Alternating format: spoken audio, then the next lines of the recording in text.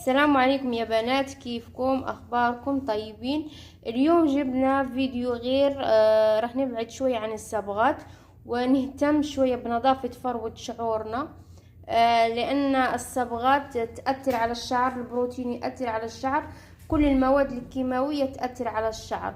تمام. فعشان كده اليوم اخترت لكم موضوع مرة مهم، اللي هو طريقة تنظيف فروة الشعر، او اللي يسموه في بعض المشاغل وفي المستشفيات الخاصة بالبشرة وكذا والجسم يسمونه الديتوكس. انا جهزت خلطة طبيعية. الخلطة مكوناتها سهلة وبسيطة وتقدروا تسوونها في البيوت. راح ناخد ملعقة سكر مع ملعقة قهوة تركية مع شوية زيت، الزيت اللي معاك، يعني اللي يتوفر لك، يا جوز الهند يا زيت زيتون يا اي زيت يتوفر عندك في البيت.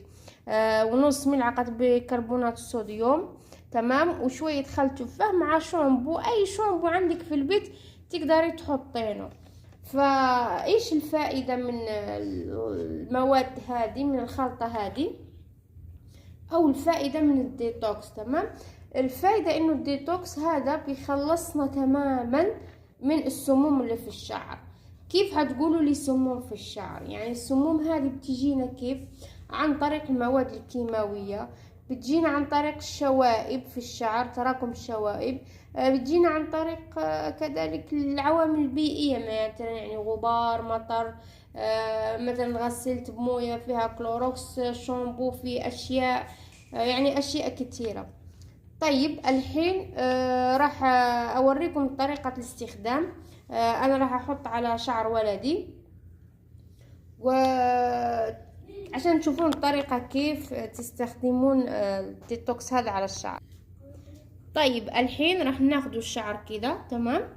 راح نفرقه بشويش، نقسم شوية كده نبتة. تمام. تيجي هنا على الفروة، شفتي الفروة هنا؟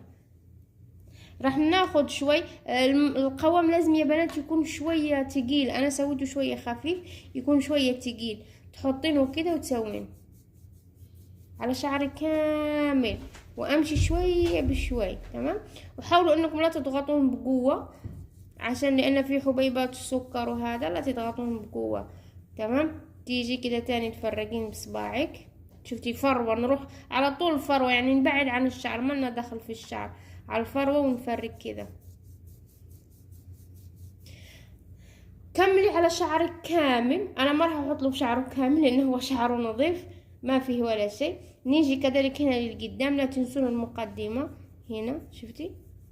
فريكيها كده مرة شكل دائري، اتمنى يكون واضح شوي. مرة بشكل دائري، مرة كده مستقيم. تمام. نفركها بلطف ونخلوها في شعرنا كده 10-15 دقيقة بالكتير. تمام. كده بعد ما تخلصين كده احط في شعري. انا اضيف راسه على الكاميرا هو يمشي ورا كده يا بنات. تمام. بعدين نغسلوا شعرنا بالشامبو اللي احنا متعودين نسووه بطريقة مرة كويسة.